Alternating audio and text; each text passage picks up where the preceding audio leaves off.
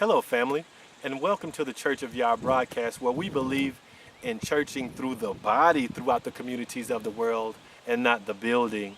Today, we're here to talk about an overlooked verse that we feel is very, very important to the salvation of mankind. Everyone knows of John 3:16.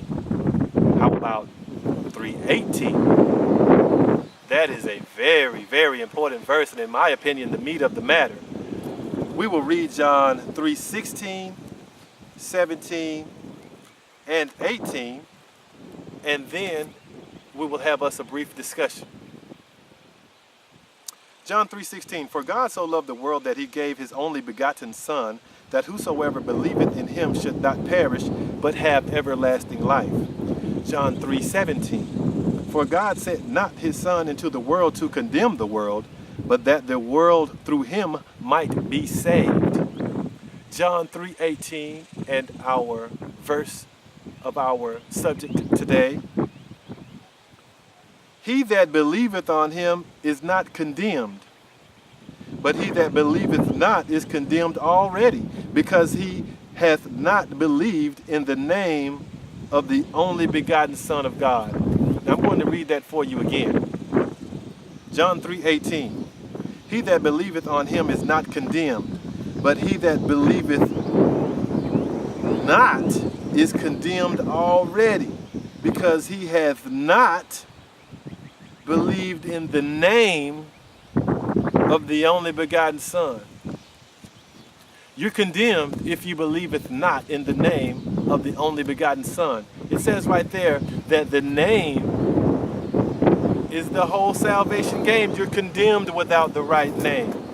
The name is very important. We all have our conceived notions of who the Messiah is and what his name is. Follow me for a second, if you will. Let's just say someone changed that name. Let's just say that there is now a new name for the Messiah. Would you have the wherewithal, the boldness to adhere to the original name, the name that the Creator gave him, the name that his mom called him? Or would you go with the wide path of the community and, for feel-good sake, go with the new name? Of course, we see through John 3:18 that a new name will equal condemnation if you're not believing on the only begotten Son and his true name, the one name. So I ask you, are you bold enough to stay with the original name? Or are you fickle and go with the new name? Of course, with the new name, there comes comfort. With the old name, discomfort. Traveling down the road of the narrow path, if you will, or the wide path. Now, let's discuss the name, because I'm sure by now all of you said, I'll stay with the original name. I'm bold, I love him, I love the name, I love the Lord. Now, the Hebrew alphabet does not have the letter J. Doesn't even have any vowels. Doesn't even have the J sound. The dictionary definition for Jesus in the root word, it says Yeshua, which is where the name Jesus is derived. Outside of the root word, in the parentheses, it shows the succession, how the name went from Yeshua to Jesus, that is the Greek, into the Latin Jesus, into the English Jesus. Now, if we were to unwind and peel back that name, we will run into Yeshua.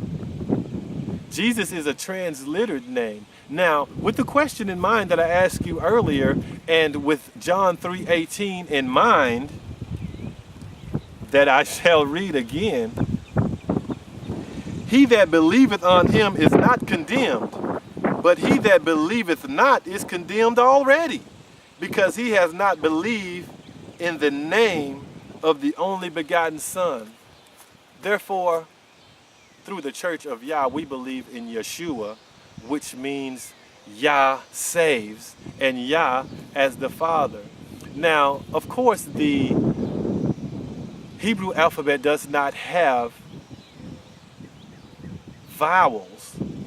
And people are getting into a closer walk with thee, but they are placing vowels within the name. It's the Yahshua. It is not the Yahoshua and Yesh and all of these vowel connotations. Yeshua was the name that his mother called him in the movie The Passion. But Yah is the vibration that the Creator deems his name. And Yeshua is the name that the Messiah came in. He came in his Father's name, and it lines up perfectly. There is no doubt there. There is no ambiguity. There is no confusion. He is not the author of confusion.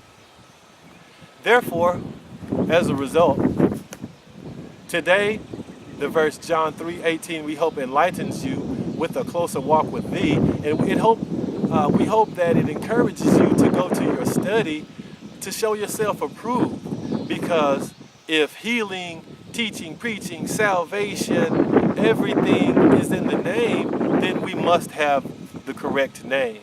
We must have the original name. If you were bold enough to say that, yes, I will go with the original name, I will not adhere to a new name, then you shall have a reward. Thank you for your time. Thank you for the church of, thank you for believing. Well, we're going to cut that off, and thank you for your time.